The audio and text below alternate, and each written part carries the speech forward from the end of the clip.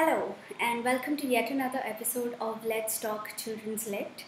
Today I'm going to be talking about a very powerful YA novel that was released back in 2017 called The Hate You Give. The Hate You Give was a debut novel written by Angie Thomas, and believe it or not, she started writing this wonderful novel in her senior year. Now, I'm almost 3 years late in trying to provide you with an analysis of the themes, the characters, or the context.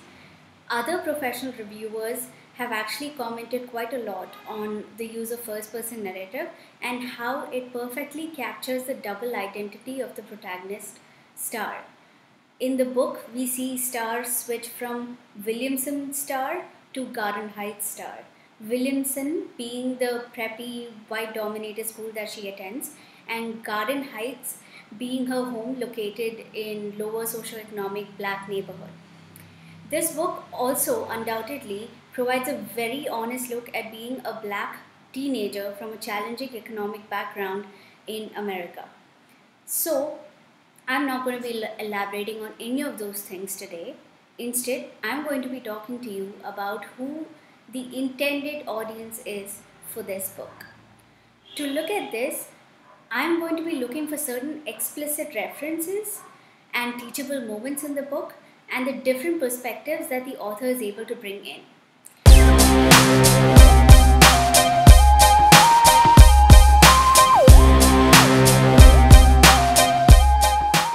One way to think about intended audience is to see who it provides agency to.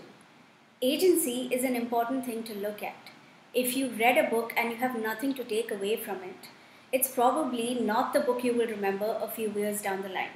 In fact, it is probably not a book that you were meant to read. One of the biggest reasons for choosing to talk about agency and intended audience is the personal impact this book has had on me. Reading this book, honestly, has been a humbling experience. To give you some context here, I am not an American. In fact, I've never actually been to the United States.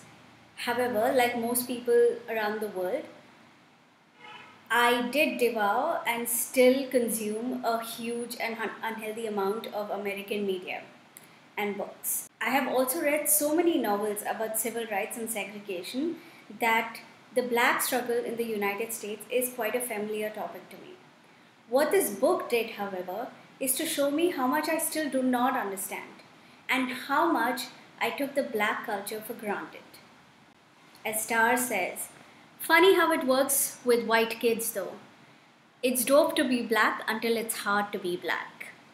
Perhaps what I'm saying is that by constantly streaming aspects of black culture, the hip hop, the slang, the black authors of the world, I started to associate black and blackness in America to being cool. It no longer became about the movement or the struggle. And perhaps this coolness factor is important in recognizing and aiding a community in its struggle, but somehow this seems to overshadow the actual and real struggle of colored people. I think what the book does best then is actually bring the focus back to the struggle by making its readers walk through a candy trail of black history in the United States. It provides us with the agency to talk about the struggle again, and in my case, also provides a way to communicate other kinds of oppression and discrimination that is closer to home. So, what does this agency look like in The Hate You Give? I'd like to look at it from two different perspectives. One, with the use of references to popular cultural artifacts such as music and literature. Secondly, through a series of teaching moments between Star, the protagonist of the book, and the adults in the book. Let's take a look at the first one. The book actually showcases a few key black deaths in the hands of white police officers. The references and the list at the end of the book remind or teach the readers about police brutality against blacks in America. The first reference is that of Eric Garner. Eric Garner died on July 17, 2014, while a white police officer held him in a prohibited chokehold while arresting him. Eric Garner's last words, "I can't breathe," which also became a rallying cry for protesters around the world, is used in the book. Here it is. They finally put a sheet over Khalil. He can't breathe under it. I can't breathe. Here's another one. The death of Michael Brown in 2014 by a white police officer in Ferguson, Missouri. His body was left for 4 hours unattended after his death. This is resonated in the book when Starr says, they leave Khalil's body in the street like it's an exhibit. Oscar Grant's death at the hands of a white police officer inspired Thomas to create the scene for Khalil's death. Grant was unarmed and yet shot. The same thing happened to Khalil. Emmett Till is also referenced in the book directly when Starr posts a picture on a social media page. Emmett Till was lynched in 1955 after allegedly whistling at a white woman. There are other names mentioned at the end of the book. The book itself seems to be a tribute to these martyrs. So, the references in the book suggest to me to be a sort of wake-up call. In a way, bringing narrative back to police brutality when everything seems to be lost in the hubbub. Or it could just be a paper trail, something for someone to investigate a little further into. Something for someone who's completely unfamiliar with the history of police brutality against colored people in the United States of America.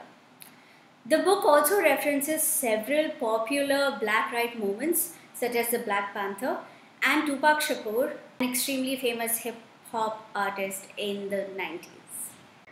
The Black Panther was a political organization founded in 1966 in California by Huey Newton and Bobby Seale. The party's original purpose was to patrol black neighborhoods to prevent police brutality against its residents. It soon grew into something bigger than that. However, its foundations were encapsulated in the 10-point program, 3 of which are explicitly quoted in the book. Maverick, Starr's father, made Starr and her brothers memorize the teaching of the Black Panther organization and actually uses it to push his children to action.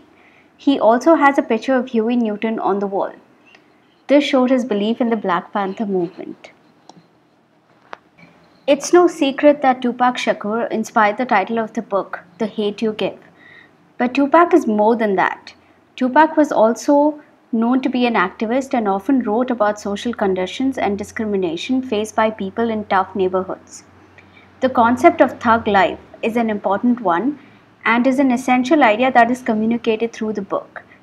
Tupac inspired a little bit more than the title of the story too. Thomas explains that she named the neighborhood that Starr lives in as Garden Heights to allude to the poem The Rose That Grew from Concrete. She wanted to show Starr, Sekani and Seven were all roses that grew from a tough neighborhood. Other hip-hop references in the book also showcase the emotional state of the characters in the book. While some might dismiss hip-hop as an extremely violent genre of music, the use of the genre indicates how the media uses the stereotypes associated with blacks to undermine Khalil's death. These references are made not only to place Starr's internal struggle in the larger context of the black movement, but also to give the readers tools to understand the movement. On to the next thing that will help us look at agency a little better in the book, The Hate U Give. We are going to be looking at teachable moments. Teachable moments are these spaces in the book where the adults are talking to the child and helping her understand something a little bit clearly. There are a lot of these moments in The Hate U Give, and I'm going to be talking to you about some of the most important ones. The most important teachable moment in the story, of course, is when Maverick, Starr's father, talks to Starr about what Tupac Shakur meant by thug life. I would like to read that part out loud. All right, you on it. He gives me a dap. So what's the hate they're giving the little infants in today's society? Racism? You gotta get a little more detail than that. Think about Khalil and his whole situation before he died. He was a drug dealer. It hurts to say that. And possibly a gang member. Why was he a drug dealer? Why are so many people in our neighborhood drug dealers? I remember what Khalil said. He got tired of choosing between lights and food. They need money, I say, and they don't have a lot of other ways to get it. Right. Lack of opportunities, Daddy says. Corporate America don't bring jobs to our communities and they damn sure ain't quick to hire us. Then shit. Even if you do have a high school diploma, so many of the schools in our neighborhood don't prepare us well enough. That's why when your mama talked about sending you and your brothers to Williamson, I agreed. Our schools don't get the resources to equip you like Williamson does. It's easier to find some crack than it is to find a good school around here. Now think about this. He says, how did the drugs even get into our neighborhood? This is a multi-billion-dollar industry we're talking about, baby. That shit has flown into our communities, but I don't know anybody with a private jet. Do you? No. Exactly. Drugs come from somewhere and they're destroying our community, he says. You got folks like Brenda who think they need them to survive, and then you got the Khalils who think they need to sell them to survive. The Brendas can't get jobs unless they're clean, and they can't pay for rehab unless they got jobs. When the Khalils get arrested for selling drugs, they either spend most of their life in prison, another billion-dollar industry, or they have a hard time getting a real job and probably start selling drugs again. That's the hate they're giving us, baby. A system designed against us. That's thug life. Through a very routine conversation with her father, Star was able to understand the systemic racism that continuously works to keep color people where they are. What Maverick did here is mostly just push her thinking, helping her articulate this idea and guide her in helping her realize it on her own. That's class parenting right there. One of the most interesting adult conversations here is definitely the conversation the children have about what to do when a policeman stops you. It is placed in the context of a conversation about birds and bees, that is, sex education. Star says, When I was 12, my parents had two talks with me. One was the usual birds and bees. Well, I didn't really get the usual version. My mom, Lisa, is a registered nurse, and she told me what went where and what did need to go here, there, or any damn where till I'm grown. Back then, I doubted anything was going anywhere anyway. While all the other girls sprouted breasts between 6th and 7th grade, my chest was as flat as my back. The other talk was about what to do if a cop stopped me. Mama first and told Daddy I was too young for that. He argued that I wasn't too young to get arrested or shot. what I find interesting here is how the conversation of sex education is clubbed with what one needs to do when you get pulled over by the cops. Every parent has a conversation with their child about sex education in an attempt to protect and empower them in some way because every child is bound to grow up. The certainty of sex makes it a guaranteed conversation. Therefore, if you are a black person from a tough neighborhood in America, the certainty of being pulled over by a cop also makes it a guaranteed conversation. Technically, The Hate You Give is a YA novel that is considered to be appropriate for children between the age range of 12 to 20.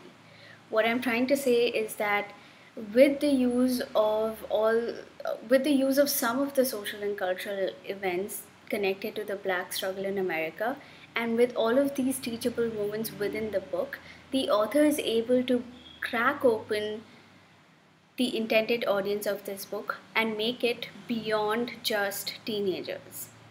This book is actually useful for people who are learning a little bit about the black struggle in America or people who are already familiar with it in some way. It is also useful for people who are fighting for or are subjected to systemic oppression in any part of the world. I also believe that the book is specifically addressing a white audience no matter their age. The fact that Star and Seven attend Williamson High, which is a white dominated space, and the fact that Star's best friend, Haley, and her boyfriend, Chris, are both white is actually an attempt at capturing the attitudes of white on black struggle. Let's look at these two characters specifically, Haley and Chris. Haley is one of Star's best friend in Williamson High, and both of them have been really good friends for a very long time. There are several instances where Haley protects Star and defends her. Despite the seemingly strong relationship, Haley exhibits several racist behaviors towards Star and the whole Khalil incident. Star and Haley's relationship is interesting to me. It seems to say that despite the fact that Haley is friends with Star and Haley has a black friend, it doesn't mean that she cannot be racist. At the end of the book, when Star confronts her about everything, Haley does not apologize for what she said about Khalil. It was like she kept her relationship with Star separate from her feelings about the black struggle, as if she was in denial that Star herself is black. Chris, on the other hand, might seem like the ideal white person, someone who is truly capable of looking beyond race. So when Star asks Chris, or when Star tells Chris why it's problematic that he's white and he's her boyfriend, he says, "That doesn't matter," he says. "I don't care about that kind of stuff, Star. I care about you." What Chris is really trying to say is that he's colorblind, and that is quite problematic. Renee Edo Lodge, in her recent book, Why I No Longer Talk to White People About Race, explains how being colorblind is essentially distorting a reality that helps maintain structural racism. It kind of presents the idea that we live in a meritocratic world where hard work always pays. Here's a quote from the book. "Not seeing race does little to deconstruct racist structures or materially improve the conditions which people of color are subject to daily. In order to dismantle unjust racist structures, we must see race. We must see who benefits from their race, who is disproportionately impacted by negative stereotypes about their race, and to who power and privilege is bestowed upon, earned or not, because of their race, their class, and their gender. Seeing race is essential to changing the system." It is amazing to see how Chris actually gets involved in the protests at the end of the book. He seems to really make an effort to see how his reality is extremely different from that of Star's, but he didn't start out that way. It seems like what Thomas is trying to do is that she's specifically telling the white audience that it is not enough to simply say that I do not see color. To conclude then, the intended audience for The Hate U Give is much wider than teenagers. I hope you enjoyed this video. Please subscribe to Let's Talk Children's Lit for more and visit my website www.storiesinhumanity.com.